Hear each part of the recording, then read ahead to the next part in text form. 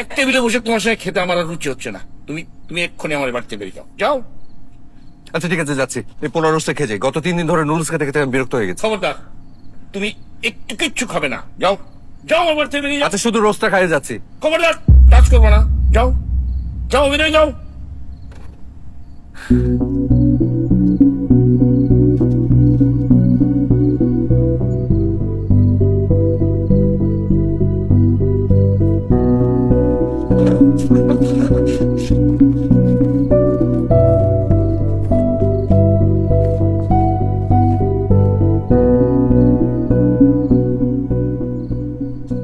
কি হলো? তুই তুই প্লেট ছুঁড়ে মারলি কেন? খাবি না? আমি এই খাবার খাবো না। যেই খাবার আমার স্বামী খেতে পারে নাই সেই খাবার আমার মুখে উঠবে না। তোমরা ওকে অপমান করে খাবার টেবিল থেকে বের করে দিছো, তাকে বাসা থেকে একরকম গলা ধাক্কা দিয়ে বের করে দিছো। মানে কি? তুই তো বললি তোর স্বামীর চরিত্রে সমস্যা। না, এই কথা তো আমি বলি নাই, এই কথা তো আপু বলছে। আর তুমি আপুর কথা শুনে ওকে যা তা বলছো। তুমি আমার বাবা, তোমার সম্মান রক্ষার্থে আমি চুপ করেছিলাম। তোমার সাথে আমার স্বামীর সামনে কোন রকম তর্ক করি নাই, কিন্তু আজকে যদি তুমি না হয়ে এখানে অন্য কেউ হয়তো একদম শিক্ষা দিয়ে দিতাম একটা। বুঝলাম না, হঠাৎ করে তো এরকম ফালতু পাগল ছেলেটার জন্য তোর উতলায় উঠলো? ওই চরিত্রহীন ছেলেটার জন্য তুই বাবার মুখে মুখে কথা বলতেছিস? আপু, আমার স্বামী বাচাল, পাগল, মাথা মোটা, এগুলো সব ঠিক আছে, কিন্তু ওর চরিত্রে কোনো সমস্যা নেই। ও তাই? তাহলে তুই যে বললি যে পাশের পাশে সাবিলা ভাবিকে সে নীলপরি বলে, আজকে তো চোখের সামনে দেখলি যে জুলেখা খালাকে সে নীলপরি বললো। আমি এটাও শুনেছি যে অফিসের কলিগদেরকে তো সে সেম কথা বলে। কেন বলে? এর কোনো জবাব আছে? আমি জানি তো কোনো জবাব নাই, কারণ তুই নিজেও জানিস যে ওর চরিত্রের সমস্যা আছে। হ্যাঁ, ওর সমস্যা আছে, কিন্তু সেটা ওর চরিত্রে না, ওর মনে সমস্যা। ওর মনটা বাচ্চাদের মতো সহজ সরল। ও ভাবে পৃথিবীর সব মেয়েরাই সুন্দর, পৃথিবীতে নাকি কোনো অসুন্দর মেয়ে নাই। ওর কাছে পৃথিবীর সব মেয়েরা নীলপরি। ও তো কেটে বসতে না, ও উল্টা পাল্টা একটা বুঝাই দিল আর তুই সেটা বুঝে গেলি। হ্যাঁ, বুঝে গেছি। এর কারণ আছে, কারণ ওর মাকেও মাঝে মাঝে নীলপরি বলে। জিজ্ঞেস করো, বিশ্বাস না হলে মাকে জিজ্ঞেস করো। এখন বলো, কি কারণে ও মাকে নীলপরি বলে? ওকে ঠিক আছে, আমি মানলাম, সবকিছু মানলাম। তোর যদি তোর স্বামীর প্রতি এত টান, এত বিশ্বাস, এত ভালোবাসা, তাহলে তার সাথে ঝগড়া করিস কেন? তুই রানাকে সব বলতে পারিস, যা ইচ্ছা তাই বলতে পারবি, আর আমরা বলে দোষ হয়ে যায় না? অবশ্যই দোষ। আমি ওকে যা ইচ্ছা তা বলতে পারবো, আমি ওকে গালি দিব, মারবো, যা ইচ্ছা তা করবো, কারণ ও আমার স্বামী, এটা শুধু আমার অধিকার। তাই বলে অন্য কেউ ওকে একটা শরীরে টোকা দিবে, এটা তো আমি সহ্য করতে পারবো না, একবারে খুন করে ফেলবো। স্বামীর প্রতি যদি এত প্রেম, এত ভালোবাসা, এত বিশ্বাস, তাহলে মাঝে মাঝে ঝগড়া করে এখানে আসিস কেন? এসব কি নাটক? অবশ্যই। আরে নাটক করে আমি দুইটা কারণে। এক হইলো, ওইসব নাটক যদি না করি তাহলে ও লাই পেয়ে যাবে, ওর পাগলামি বাড়ায় দিবে, এই জন্য ওকে হালকা টাইট দেই। আর দুই হলো, ও যে মাঝে মাঝে আমাদের বাসায় আসে ভয়ে ভয়ে আমার রাত ভাঙাইতে, এটা আমার ভালো লাগে, আমি এই সুযোগের অপেক্ষায় থাকি। ওকে, স্বামী তোর, সমস্যা তোর, তোর ভালো মন্দ তুই ভালো বুঝবি, তোদের এইসবের মধ্যে আমি আর নাই। হ্যাঁ, আমিও চাই না তুমি থাকো আপু। তুমি আমার বড় বোন, তুমি বড় বোনের মতো থাকবা। তুমি আমাকে যেমনে ভালোবাসো, তুমি আমার স্বামীকেও ভালোবাসবা। আর ভালোবাসতে না পারলে নো প্রবলেম, কোনো সমস্যা নাই, কিন্তু তাই বলে তুমি ওকে অপমান করবা, সেটা তো আমি সহ্য করবো না। আমি বলে দিচ্ছি আপু, নেক্সট টাইম থেকে তুমি যদি ওর সাথে এমনি কথা বলো, এমনি অপমান করো, এটা কিন্তু খুব খারাপ হবে। দেখ নিতু, এখন কিন্তু তুই বেশি বেশি বলতেছিস। আমি তোর বড় বোন, তুই আমাকে যা ইচ্ছা ছোট করে অপমান করে সব কথা বলতে পারিস না। ও, আর তুমি আমার স্বামীকে অপমান করবা, খাবার টেবিল থেকে উঠাই দিবা, আমি মিষ্টি করে তোমার সাথে সম্মান দিয়ে কথা বলবো, প্রশ্নই আসে না। মানে তোরা দুই বোন একটু থামতো।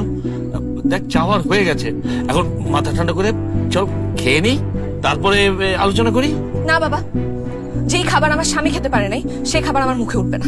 এই খাবার আমার জন্য হারাম। দেখ, তুই কিন্তু একটু বেশি বাড়াবাড়ি করতেছিস, উল্টাপাল্টা করতেছিস, বেয়াদবি করতেছিস, বাবা মার সামনে বেহায়ের মতো স্বামী স্বামী করতেছিস। হ্যাঁ, কারণ এরকম পাগল স্বামী সবার কপালে জুটে না। আমি ওকে বললেও হাসতে হাসতে আগুনে ঝাঁপ দিতে একটা বারও ভাববে না।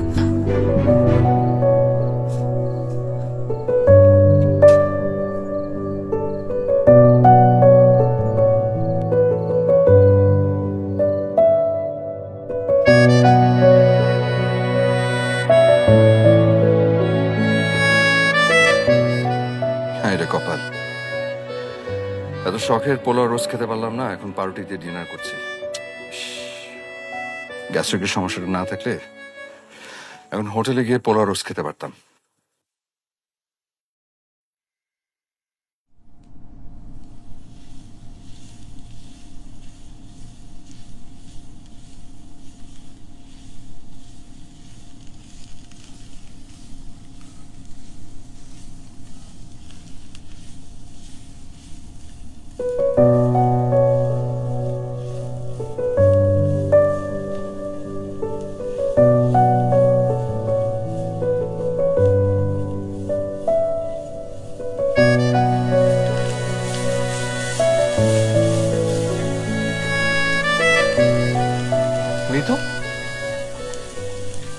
এই তো আর 10 মিনিট লাগবে।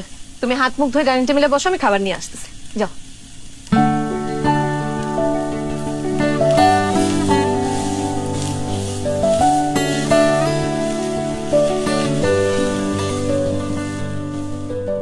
রান্নাটা কিন্তু সেই হয়েছে। তুমি খাবে না? না, তুমি খাও। ফ্রিজ খুলে দেখলাম অল্প একটু মাংস আছে, ভাবলাম রান্না করে ফেলি। এত অল্প রোস্টে তো মনে হয় তোমার মন ভরবে না। আসলে ঠিক বলছো, আমি তো এগুলো খুব পছন্দ করি। তার মধ্যে রোজ দেখলে তোমার মাথা ঠিক থাকে না। কালকে বাজার করে নিয়ে এসো, আবার রান্না করে দিই।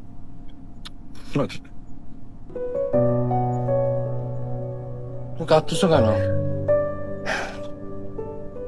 স্বামী তৃপ্তি নিয়ে খাওয়ার দৃশ্য একজন স্ত্রীর জন্য কতটা সুখের তুমি বুঝবা না। খাও, আসো, তুমি খাও। আমি তো খাচ্ছি। আসো, আমার হাতে খাও।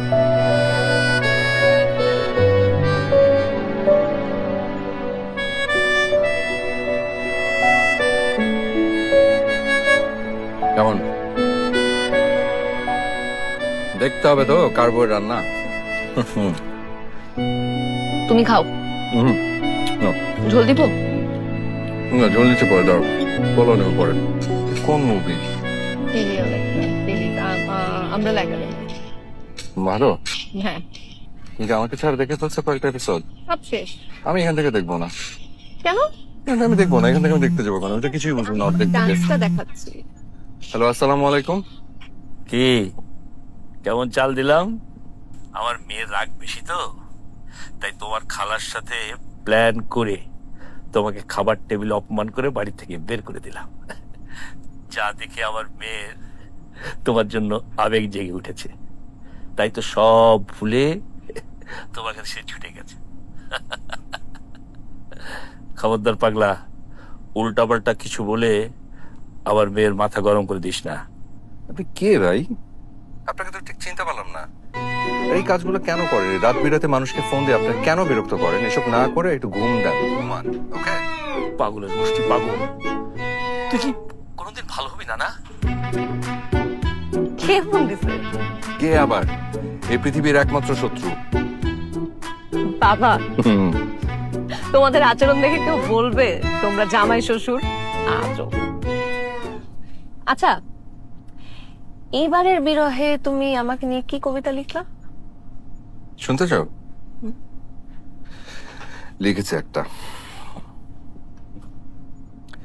কবিতার নাম তুমি যখন।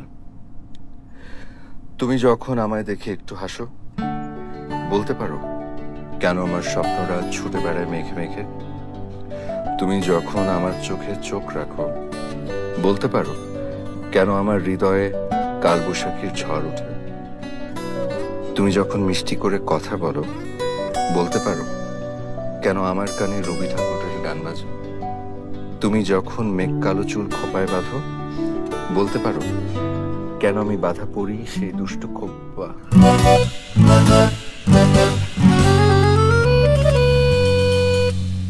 জব্বার আবার